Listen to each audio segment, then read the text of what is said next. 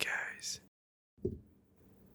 welcome to another episode of Star Wars Lore ASMR, a series where we pick a topic in Star Wars and dive deep into it while doing ASMR with various items related to that topic. Today, we're doing a lore video about the most prolific villain of all time, none other than Darth Vader. With the conclusion of the Obi-Wan Kenobi show, I thought now would be a great time to give his full life story and also recap a lot of the events of Obi-Wan Kenobi.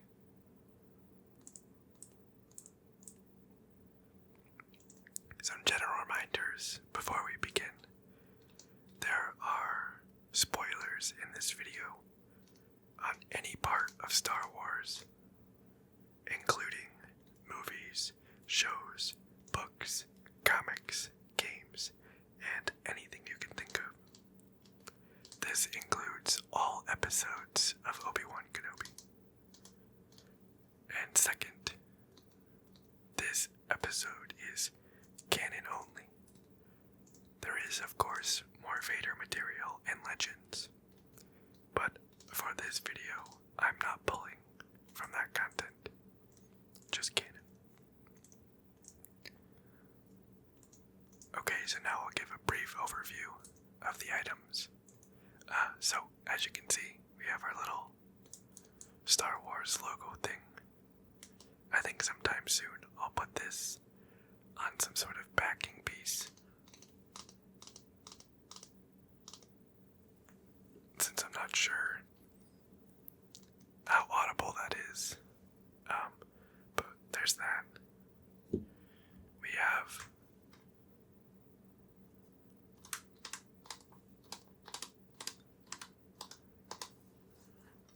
Revenge of the Sith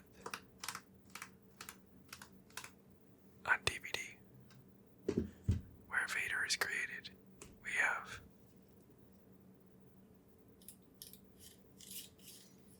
Darth Vader's lightsaber.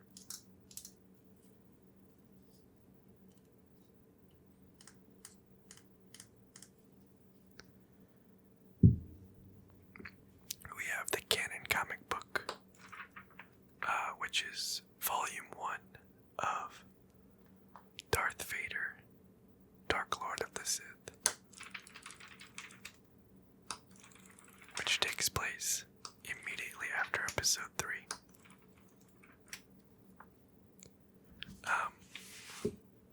We have some printouts of dubious quality that I will put the picture on screen. Some of them came out okay, some of them not so much. So, when we're talking about it, I'll put the picture on screen.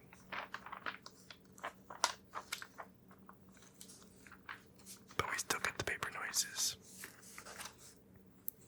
We have this Darth Vader wooden statue.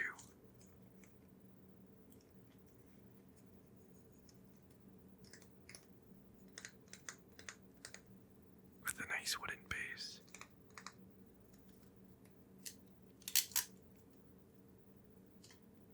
It's like all spring-loaded and everything. And then we have two 375-inch action figures from the Vintage Collection line. So this is Darth Vader.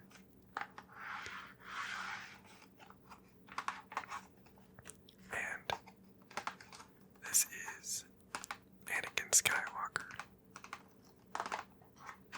who Darth Vader, of course, becomes.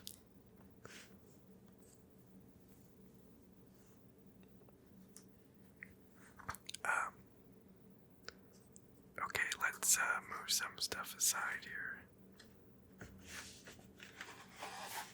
And I think let's just keep going on the Star Wars logo.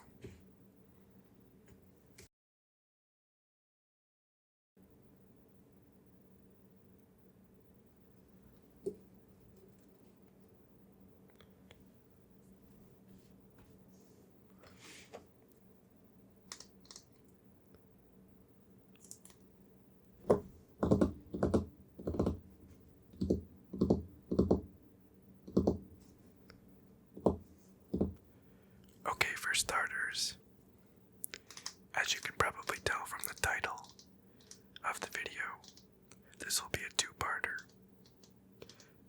This is my first two-parter lore video, and at first, I wasn't actually planning it to be, but there's just so much content on Vader, and I didn't want to condense it, so I decided to split it up into two full-length videos, so hopefully you guys don't mind.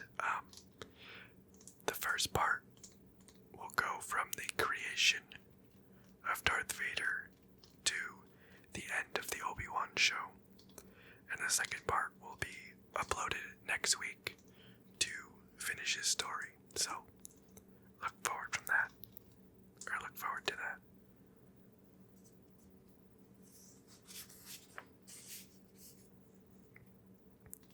Anyways, Darth Vader was the name given to Anakin Skywalker after he fell to the dark side, a human male Jedi Knight who was prophesied to bring balance to the Force.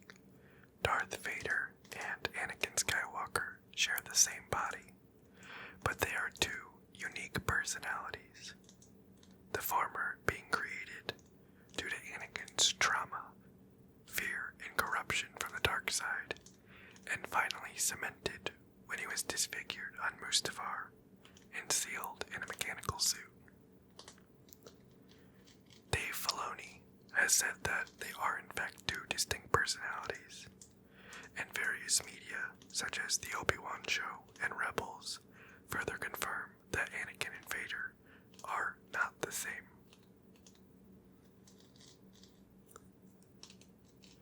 Also, we'll expand on this in greater detail in the section about the Obi-Wan show, but I think it's important enough to mention in the introduction. For me at least, the Obi-Wan show, particularly the final scene with Vader and Kenobi, changed the way I see Darth Vader for the better.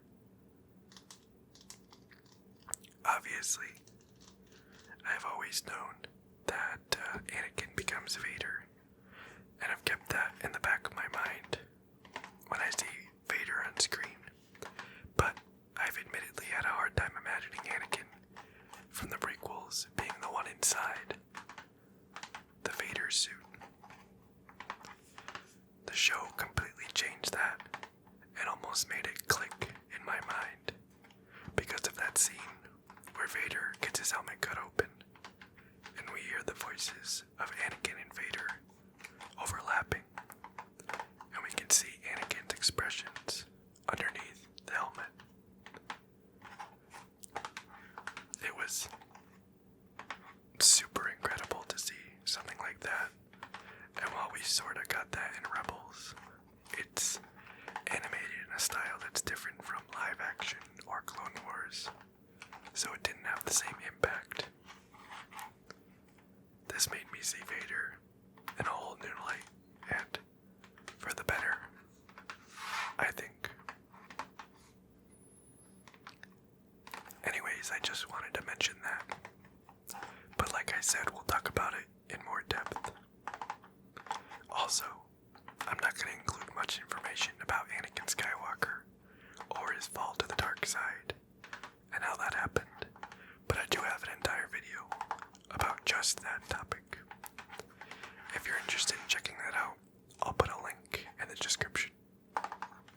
And finally, if you want to get up to date on the full life story of Obi-Wan, at least prior to the events of the show, I'll link that video down in the description as well.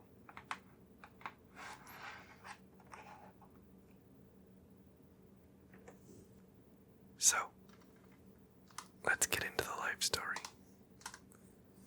Like I said in the intro, I won't discuss Anakin's fall to the dark side. Check out the lore video in the description for that. We will start instead in the office of Chancellor Palpatine, also known as Darth Sidious, where Anakin Skywalker is all but destroyed and Darth Vader is created.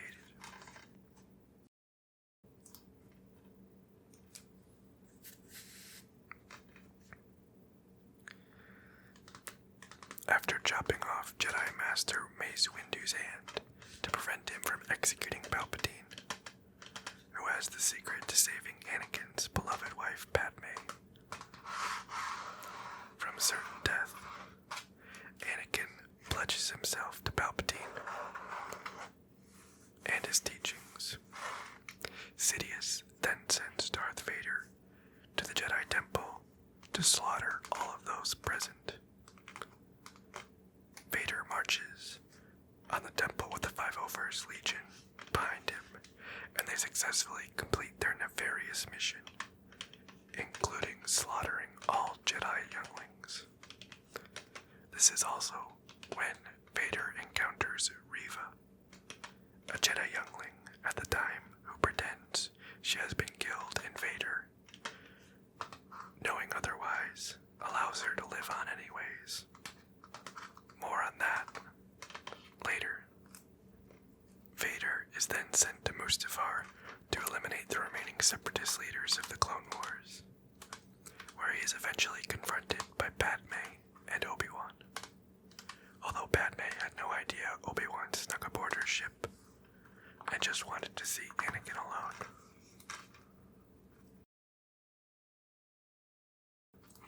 Upon hearing what her previously beloved husband Anakin had done and what he had become, Padme was heartbroken and would not join him. During their conversation, Obi-Wan appeared at the ramp on the ship, and even though he was a stowaway, Vader assumed Padme betrayed him and brought him here to kill him. In his anger, Vader begins to force choke Padme.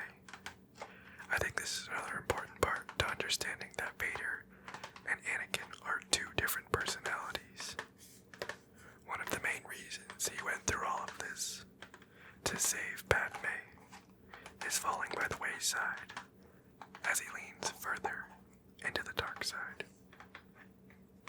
Obi-Wan and Vader then have their famous duel on Mustafar amongst the lava as structures collapse and burn around them, and lava sprays. Obi-Wan wins the duel mainly by keeping his defenses up and playing into Vader/Anakin's aggressiveness, eventually striking him down as he attempts an off-balance lunge, while Obi-Wan has the high ground. Obi-Wan chops off Vader's legs and his left arm in one move and leaves him for what he thought was dead as he burns on the edge of a lava river. Also note that Anakin's right arm was already gone from the duel with Dooku 3 years prior, so that makes all 4. As Obi-Wan leaves, he picks up Anakin's lightsaber and says, "You are the chosen one. It was said that you would destroy the Sith, not join them. And you are my brother Anakin. I loved you." All the while, Vader screams, "I hate you," back. Anakin is the chosen one, but it would take many more years to see that come to fruition. Anyways, Palpatine arrives at Mustafar and finds Vader charred and limbless, but still alive. He brings him back to Coruscant and engages him in the famous Darth Vader armor, with life support systems to keep him alive, albeit in a constant state of pain and irritation by design.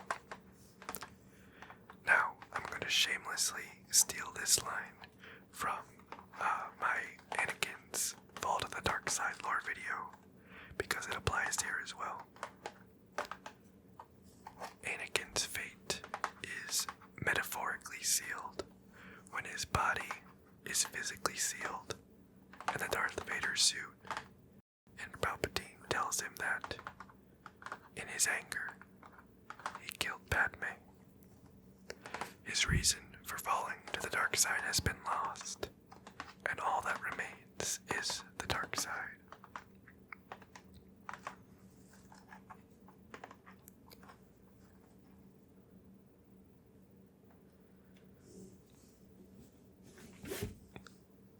Okay, so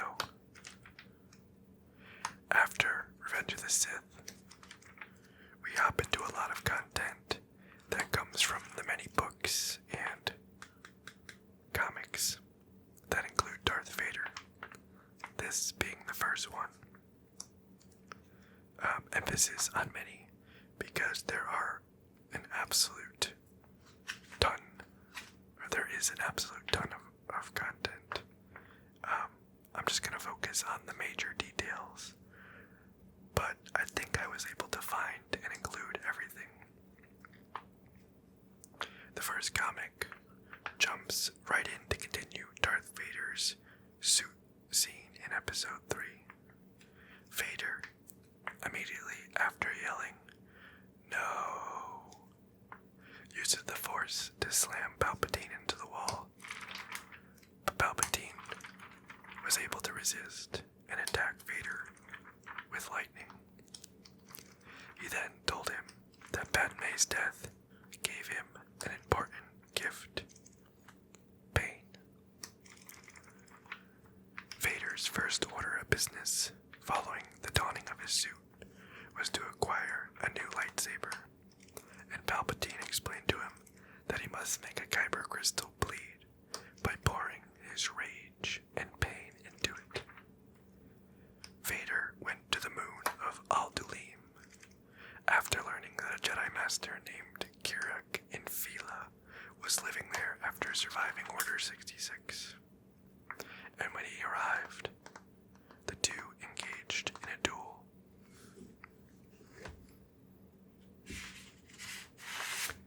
So, actually, I have the comic book right here. I can flip through and find this picture, but oh well, I already have the picture. So, there's Vader and Infila engaged in a duel. And I'll put this on screen. You can see Vader's kind of damaged. So both because of Vader's inexperience with his new suit, his lack of lightsaber, and Infila's abilities, Vader was actually bested at first, and his suit was badly damaged. He then changed tactics and started killing civilians, which resulted him in being able to force choke and kill the distracted Jedi Master. He then poured his rage and pain into the saber, like Palpatine said, and made it bleed, thus creating his lightsaber that we are all familiar with.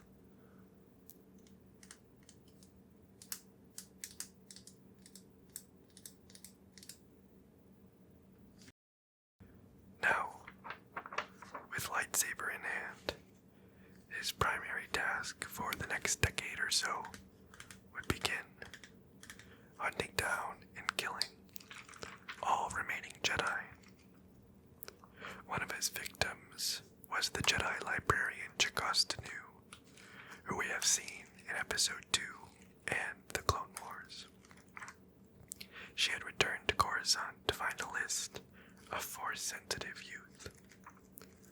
At first, Vader actually attempted to get Nu to join him, but after she figured out who he was from a medical droid scanner, he quickly killed her and all of the Imperial troops that found out as well. Anyways, as we see in the Kenobi show, Vader also led the Inquisitors. He took over as the trainer and leader sometime in his first year as Vader, with the Grand Inquisitor directly below him and reporting to him.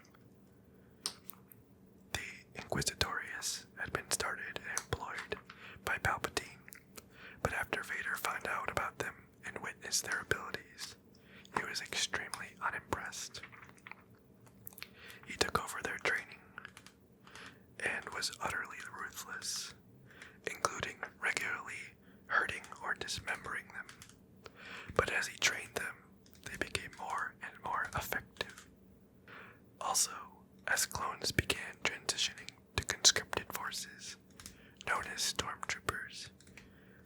continued the 501st Legion, now going by the nickname Vader's Fist. Generally, the stormtroopers of Vader's Fist were very well trained and handpicked by Vader himself, and often received further training than most stormtroopers. He was a fairly brutal leader, but was also greatly respected by the stormtroopers since he led from the front, just as Anakin did.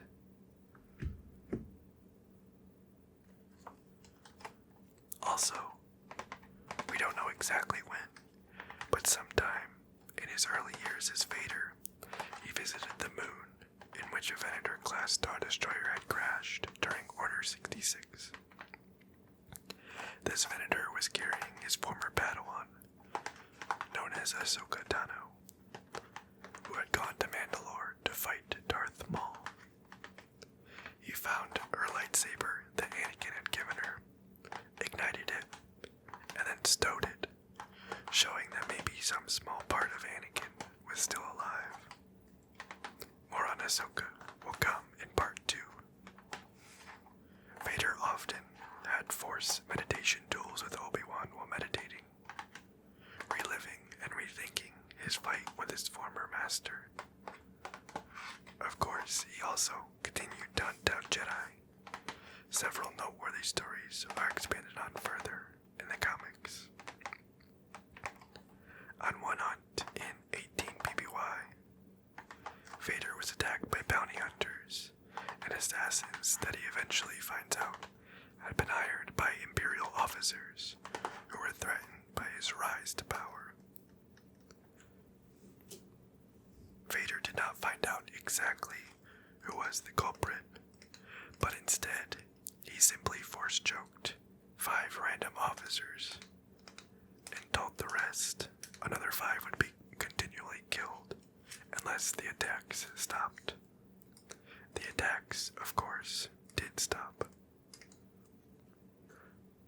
Also in 18 BBY, Palpatine decided to attack the underwater civilization world of Mon Cala to force them to join the Empire. Vader and Tarkin, an Imperial Grand Moff, who was one of the highest ranking officials in the Empire, led the attack. Upon landing, one of the shuttles exploded, and the Imperials were hit with a massive wave. However, Vader eventually recovered and killed Jedi Padawan Farron Barr, who caused the explosion in hopes of forcing a rebellion. Vader left victorious and ordered the Mon Calamari people to be imprisoned and tortured.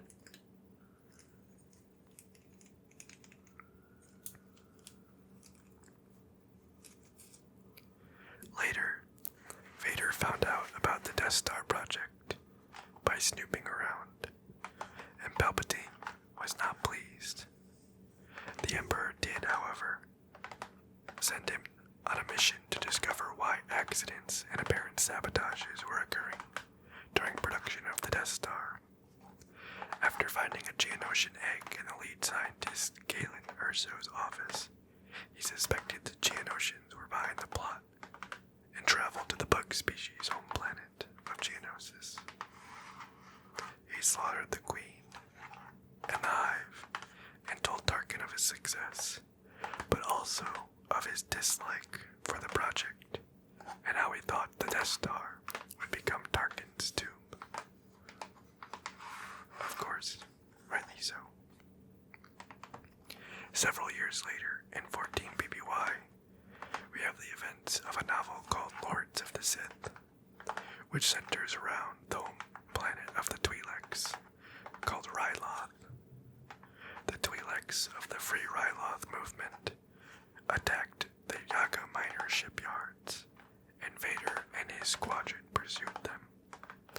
Eventually they caught up, and Vader flew his fighter directly into their ship, ejected before the impact, entered through the hole it created, and slaughtered everyone on board, in typical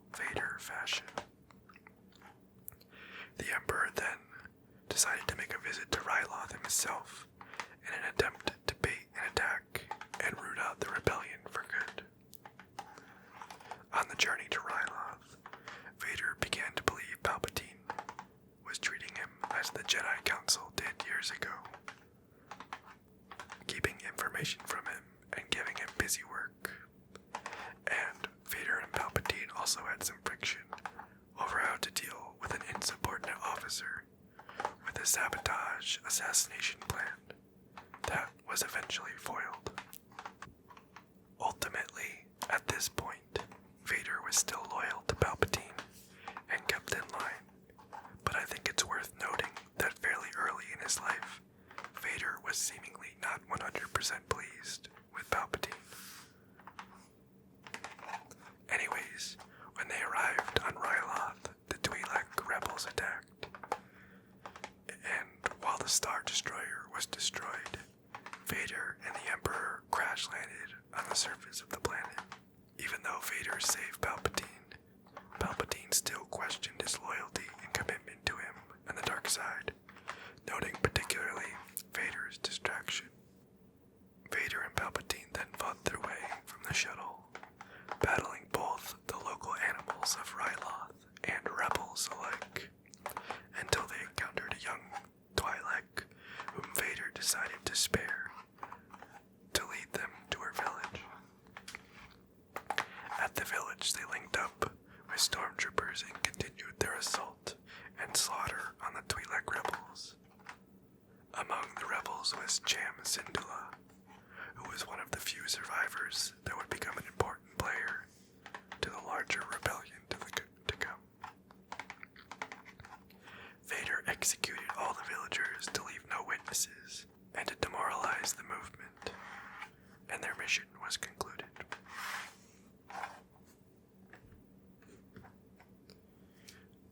Later, Tarkin's Sentinel base was attacked, and Vader and Tarkin teamed up to find the dissidents.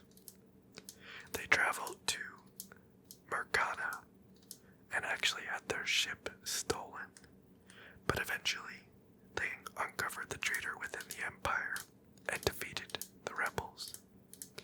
Also, at some point in this same year, Vader cashed in a favor from Tarkin and asked him to hunt him. Yes, physically hunt him, since the recent Jedi hunting had been too easy. Vader slaughtered all of Tarkin's forces at first, but at the end of the hunt, Vader had been drawn into a field and was struck by lightning, causing his suit to malfunction.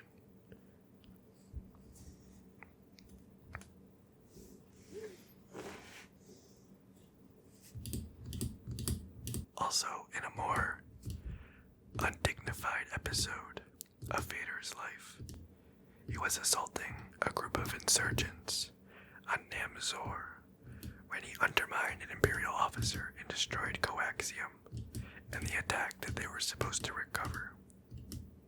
Governor R went to the Emperor, and the Emperor decided to teach Vader a lesson and put him at the will of the governor. The governor sent Vader on ridiculous and difficult missions, including taking on huge amounts of insurgents alone, until eventually the governor died at the hand of a creature that he was trying to get Vader to face. Again, this further highlights Vader's struggle under the Emperor's yoke. 14 BBY is also when Vader hunted Jedi Eth Koth, uncovered treason from 2 Inquisitors, and began construction of his castle.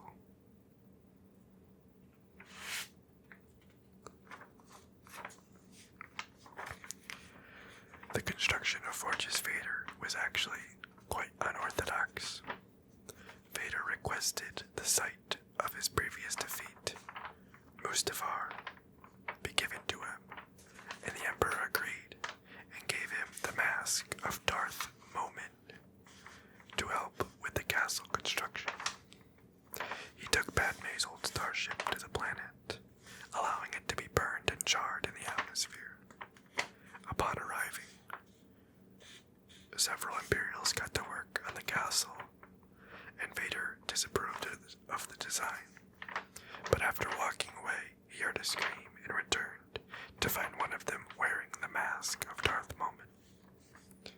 Turns out the mask itself contained the spirit of Darth Moment, who told Vader he needed a host body to complete his arc, and that the castle he would build him was actually a key to reuniting him with Padme.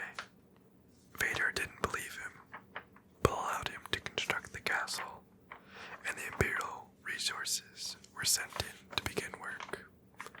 With each new iteration, it was to be the one to unite Vader and Padme, but the reuniting never came, and each time Vader would kill the host and find a new one for the mask.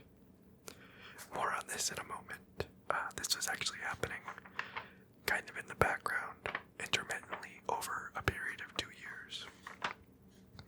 The last thing in 14 PPY, which, as you can tell, was obviously a very busy year for Vader and canon. The events of the video game Jedi Fallen Order take place. Previous Jedi Padawan Cal Kestis, now under the training of Ser Junta, infiltrated the Inquisitor fortress on Nur to obtain a holocron which contained, yet again, a list of Force-sensitive children.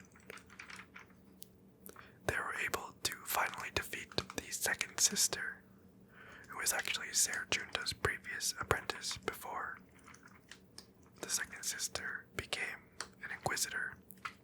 But Vader showed up and killed the second sister for her failure, which I do have a picture of. Junta and Kestis briefly engaged Vader, but immediately realized they were ridiculously outmatched and fled. They managed to escape with the holocron by bursting a window in the underwater fortress, causing water to rush in onto Vader. Actually quite similar to what Obi-Wan does in his show with the stormtroopers in the same fortress. I'll have to do a full video on Jedi Fallen Order sometime soon. I really like the second sister and Cal Kestis and the game as a whole. Anyways, now skipping ahead a few years to 12 PPY, Moment's 9th design for Fortress Vader was finished, and Vader went to inspect it. Moment went inside first while Vader was busy fending off a Mustafarian attack, which were fairly common, and Moment summoned a younger version of himself to put the mask on. Vader and Moment then engaged in combat as Moment mocked Vader, but eventually Vader was able to kill him and go inside the castle. He was greeted by visions of his younger self, his Padawan Ahsoka Tano, Obi-Wan and Palpatine, and eventually Padme. When he approached Padme, she told him that Anakin Skywalker was dead, and she jumped off the balcony to her death, causing Vader to scream in agony and realize that he could never restore his wife. However, his castle was complete, and it is this castle we will see several times in Obi-Wan Kenobi and Rogue One.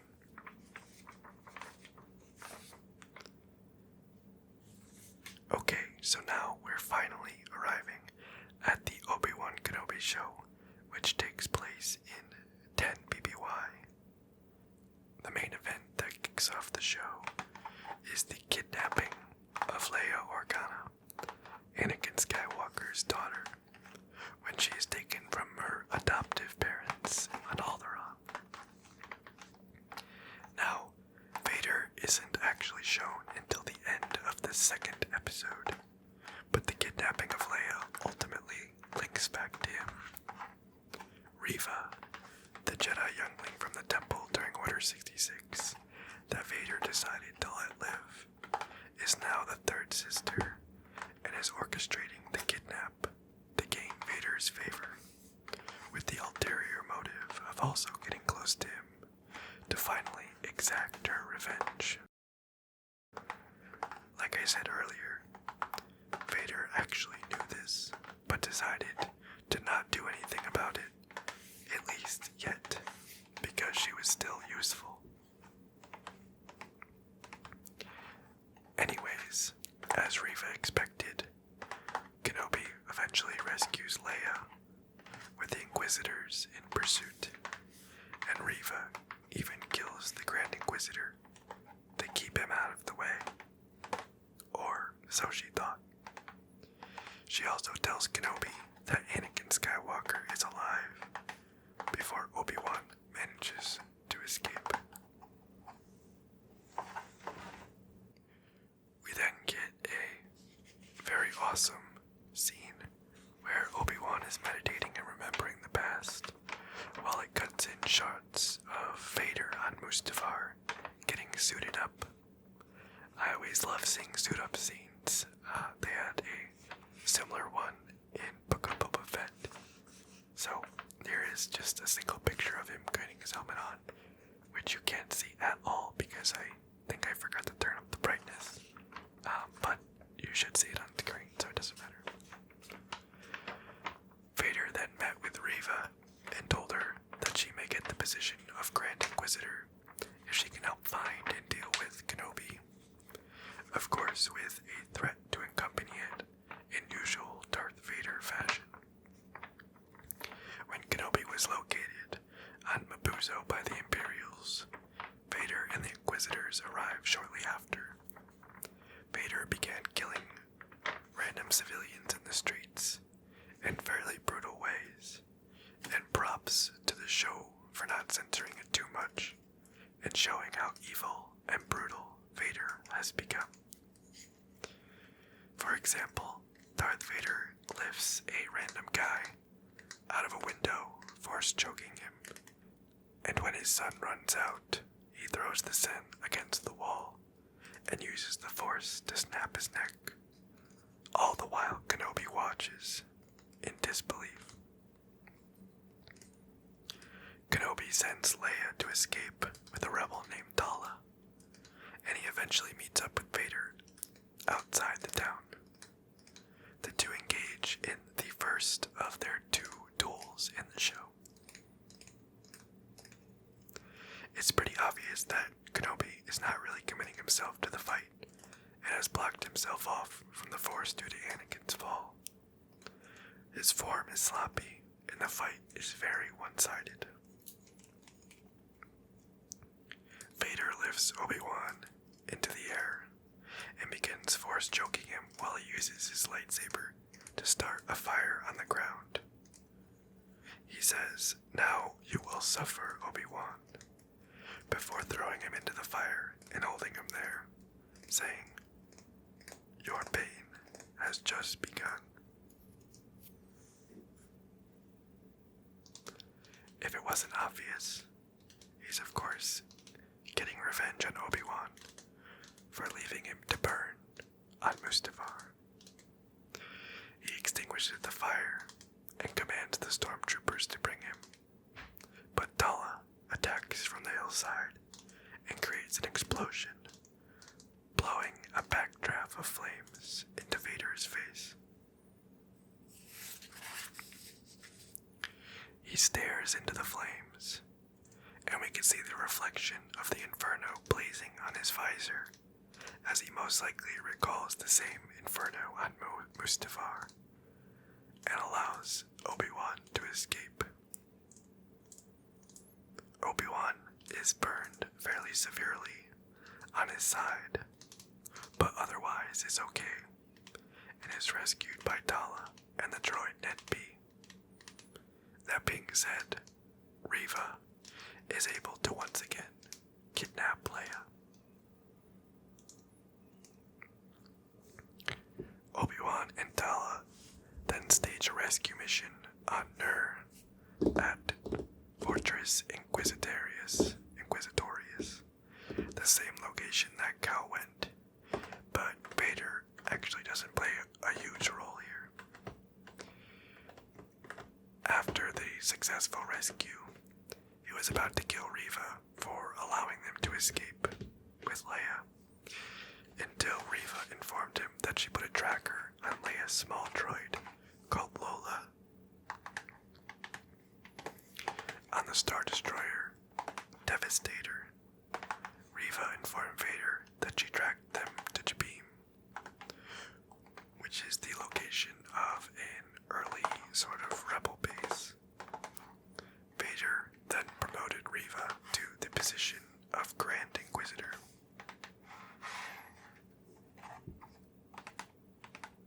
Oh, I just realized. I totally forgot to show this picture from before of, this is the fire that you can see blazing in Vader's eyes after their first duel. Completely forgot about that. Sorry. Where were we? I lost my place. Yes, so Vader promotes Reva to Grand Inquisitor. On Jabim, Reva goes first, and Obi-Wan discovers that she was a youngling at the temple when Anakin/Vader killed everyone. Reva breaks into the compound and has Kenobi in captivity, but she actually agrees to a plan with Kenobi and sends him back inside. When Vader arrives, he heads inside to find one of the rebel transports escaping. Vader stops the ship's takeoff with the Force, holding it in place, smashing it down, and then begins to rip chunks off of the side, showcasing his power with the Force. That ship was only a distraction, though, and the real transport with Obi-Wan and the rest of the rebels takes off behind it.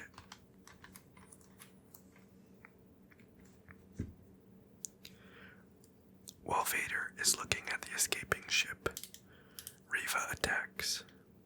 However, Vader is able to freeze her lightsaber in midair without even turning around. He continues to block Reva's lightsaber attacks using only the Force, and eventually takes her double-bladed lightsaber, splits it in half, and offers her one side.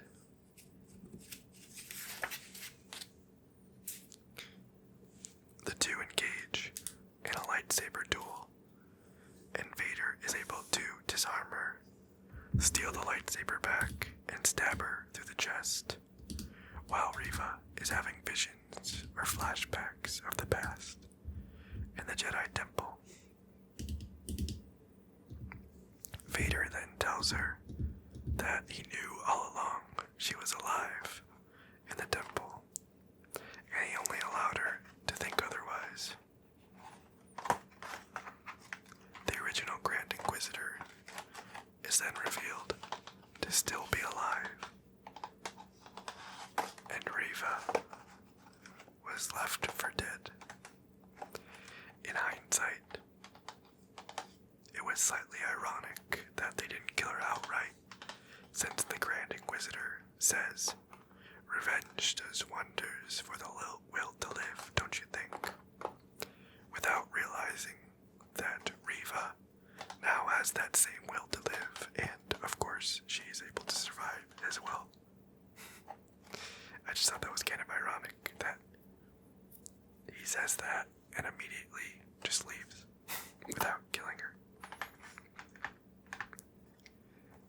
She eventually finds out about Luke at Tatooine and heads there to kill him, but manages to stop herself before becoming too much like Vader.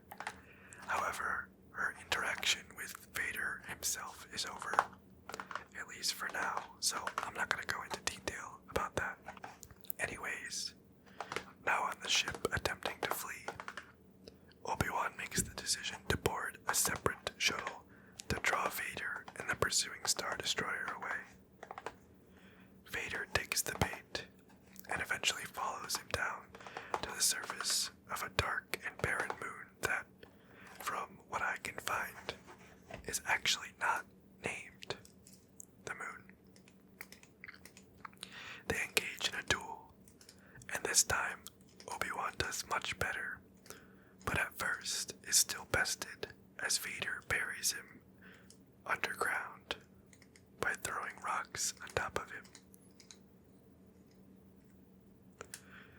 Vader says, "Did you truly think that you could defeat me? You have failed, Master."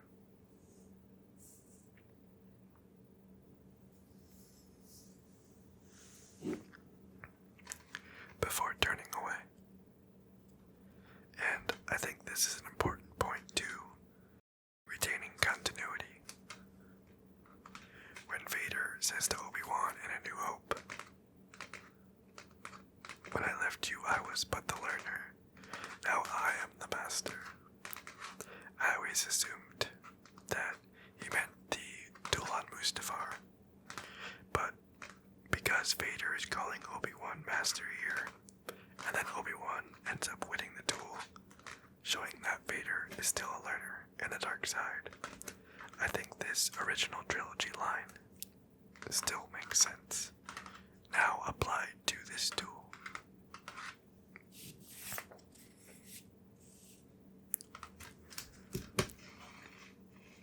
Anyways, Obi-Wan manages to gather the strength to break out of the ground by thinking of Luke and Leia and his duty to them, and the two re-engage in the duel.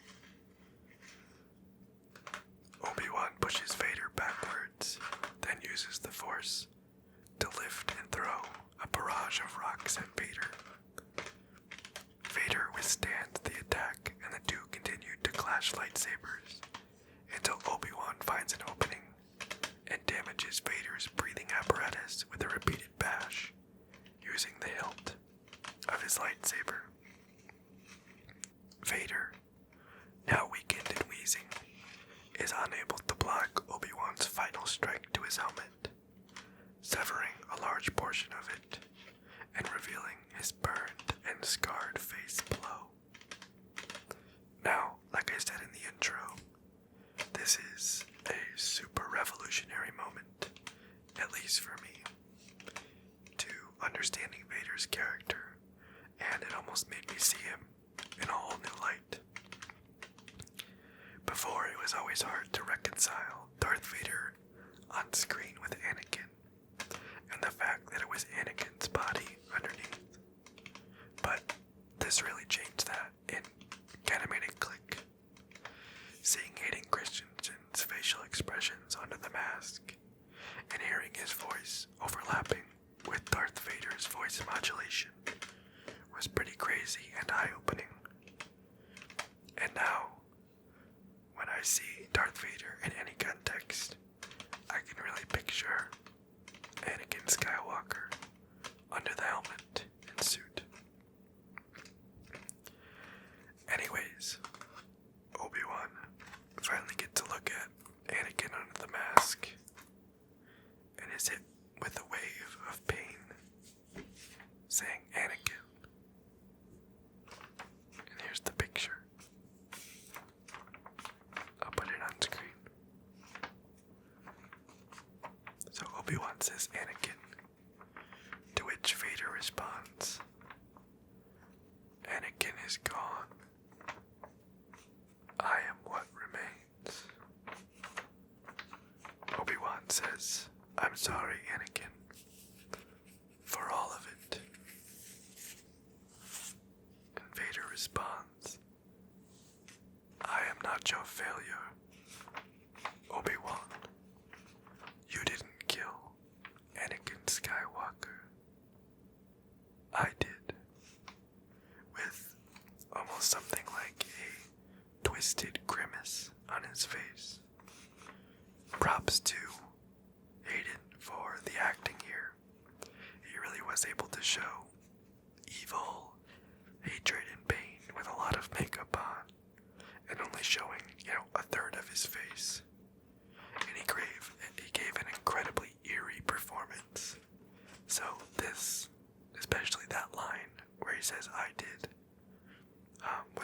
really kind of, for me at least, like a send chills down your spine type of moment. He then says, "The same way, I will destroy you." Again, with the voices of Anakin and Vader overlapping. Obi-Wan responds, clearly devastated, "Then my friend is truly dead. Goodbye, Darth," and turns away. Vader, too injured to pursue, yells after Obi-Wan, but the two part ways, at least for now.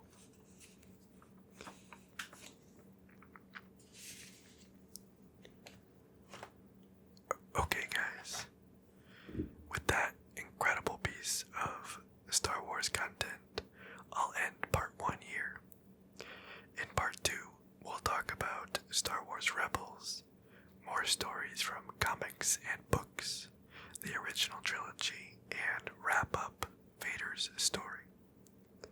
I'll link in the description down below the lore videos on Anakin Skywalker's fall to the dark side, Obi-Wan's life story, and also the previous lore video, which was an intro to the Old Republic, if you're interested in checking that out. Hopefully you guys don't mind it being 2 parts, but my script for part 1 had just about the same word count as my longest video so far, so the amount of content per video certainly isn't reduced. Anyways, let me know what you guys thought of the video and of the Obi-Wan series. But otherwise,